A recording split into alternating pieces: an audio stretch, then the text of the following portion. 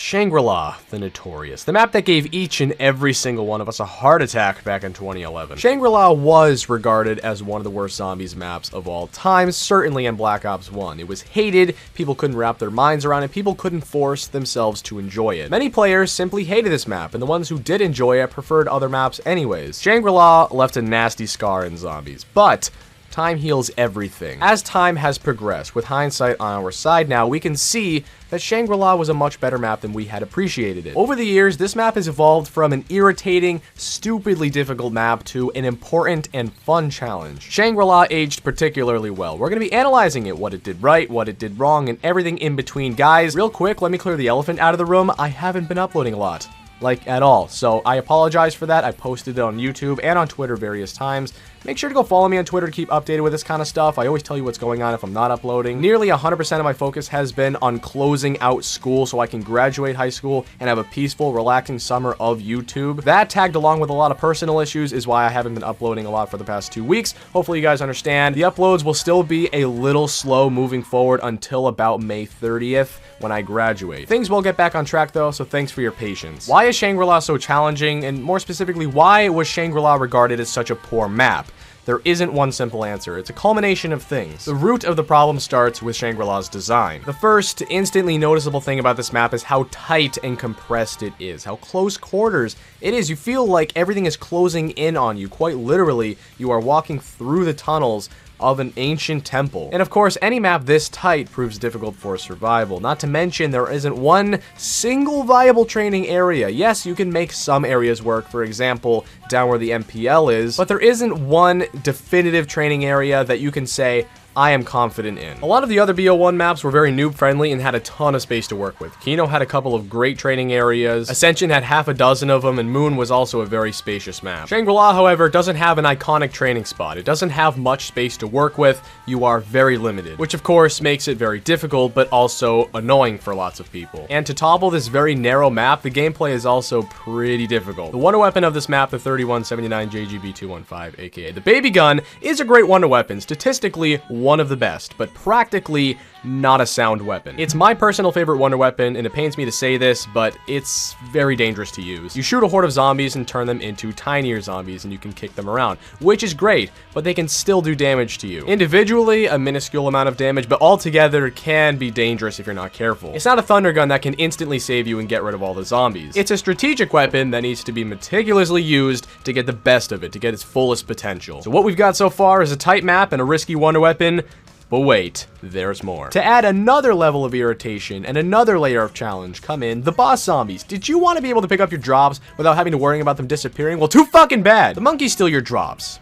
Every single drop throughout the entirety of the game, relentlessly. These monkeys are the epitome of irritation. They are a constant nuisance that you cannot dismiss. If you shoot the monkey before it gets to your drop, another one will spawn in. If you shoot that one, another one will spawn in, and so on until the drop disappears. If you pick up the drop, a monkey will still chase after you and try to hit you, and will likely fuck up the momentum of your train. They're small targets, very difficult to shoot, and are the physical embodiment of inconvenient. They just add another layer of stress. Now, thankfully, they can be taken advantage of. See, when the monkeys grab your drops, there will be a cycle of them above it. If you shoot the monkey when the one you want pops above it, you can take it. If a monkey steals a max ammo, you can also use this to get a free perk, so it's not all bad, but pretty bad. Got enough on your plate? Well, make room, because you got 2 more boss zombies to worry about, the Shrieker and the Napalm zombies. The Shrieker zombie simply blinds you, which is of course very irritating, but can be killed very easily, and can also be taken advantage of by blinding nearby zombies when killing it. The Napalm zombie is much deadlier. See, if you're near this thing and it explodes and you don't have Jug,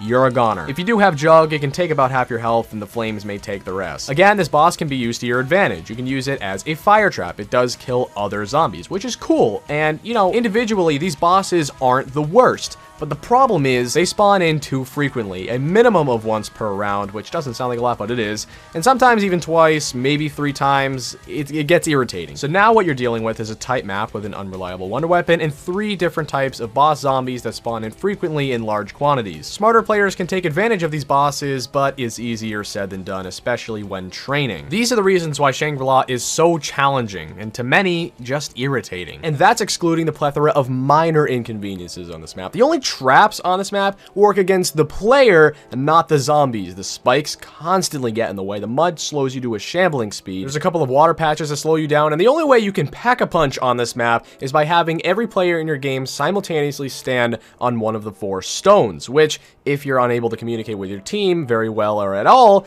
proves impossible. Shangri-La has so many inconveniences, so many irritating features, and is overall just a very challenging map. The community absolutely despised this map back in 2011, but we moved on.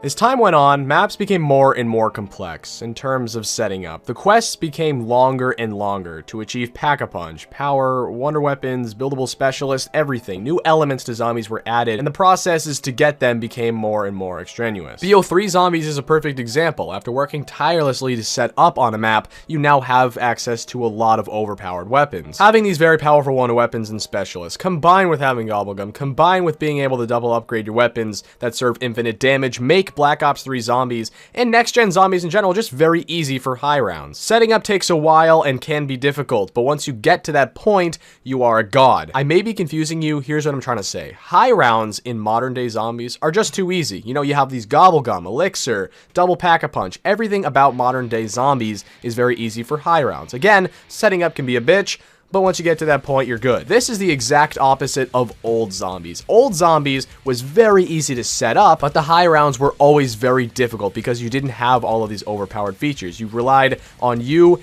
and a pack-a-punched weapon that oftentimes shat out on round 40. After mindlessly high rounding on The Giant or Eisendrache, Revelations, pretty much any next-gen map, we begin to miss the challenge. We begin to miss the bare bones feeling of what zombies once was, which is where Shangri-La steps back into the picture. Shangri-La is a bare bones high round experience. Now, of course, there's the remaster of Shangri-La in BO3, which you can choose to play, but I'm talking about BO1 here. Nowadays, with high rounds being so easy, we miss a map like Shangri-La that offers a challenge, a severely difficult high round attempt. Shangri-La is not a map that you can grab a thunder gun on, find a reliable training area, and get to round 100 easily. Like I said earlier, Shangri-La is a very compressed map with a very risky wonder weapon. There are many different bosses and minor details you constantly have to pay attention to. Every stroke, every single movement on Shangri-La is important. There's no lightning bow to camp in a corner with. There's no lunar lander to train around, and there's no electric trap you can even send the zombies through. It is very bare bones. Shangri-La, once deemed as a very irritating and annoying challenge, all of a sudden became an essential challenge. It became a map that we could look back on and enjoy for its challenge rather than be pissed off about it. As zombies became easier and easier over time, Shangri-La aged better and better. Shangri-La rattles your confidence. It's one of the very few maps that you hop on and realize you're probably not going to get to round 50, especially if you're with a group of people. The map becomes clustered, chaotic. It is an absolute fuckfest. And Shangri-La's challenge isn't the only thing that people admire about it. There's something to be said about the atmosphere. It is simply the most beautiful map ever created. It's a legendary shrine lost in an exotic jungle, lush wilderness, beautiful color scheme. Shangri-La is a very bright and aesthetically pleasing map and captivates the player immediately upon spawning in. It gives you that Temple of Doom sort of feeling as well, while walking through the tunnels and the pits and seeing all the blood, the caved in walls, the rubble. Everything about this map makes you feel like you're lost, which you truly are. And paired with the lush wilderness here in the Himalayas, not in Mars, it's also cool to see the Asian culture exuded as well. In fact, the zombies are actually the locals of the area. Another admirable feature of this map is, of course, the lore behind it. The fascinating tale of Brock and Gary, two British explorers exploring the temple. The two get trapped within the depths of these tunnels. The Ultimates crew then works to save them from their untimely deaths by rewinding back in time to save them in various different ways, and eventually unearth the focusing stone for Richtofen's grand scheme. Paired with the golden rod, he is able to swap souls with Samantha on Moon. By retrieving the focusing stone, you complete the main Easter egg. It's certainly one of the more fascinating pieces of the zombie storyline. It's compelling, mysterious, and unique. We don't know much about Brock and Gary, but we know a bare minimum to actually care about them and want to dig and actually want to help them. The Easter egg can be difficult depending on who you're playing with, but is a generally pleasant ending and a generally pleasant Easter egg. Yes, sometimes when playing this map, it just feels like a giant kick in the balls. It's filled to the brim with inconveniences and irritation, and it is easily, without question, one of the most challenging maps of all time. For many people, it's the reason why they don't like the map at all, and for others, it's the exact reason why they do like it. As a community, we've grown fond of what Shangri-La has to offer. We take it for what it is and just enjoy it. It's not a mindless high round attempt. Training on this map is a craft you could honestly master. It requires skill, it requires thought, it requires actual actual and legitimate strategy. Personally, Shangri-La is one of my favorite maps. I love the story of Brock and Gary. I love the atmosphere, and I love the challenge this map offers. There was a point in time where I absolutely despised this map, but as time progressed, I and a lot of others, I'm willing to bet, truly started to enjoy this map after all of these easy experiences we receive nowadays. In my opinion, it's underappreciated. It's beautiful, it's unique,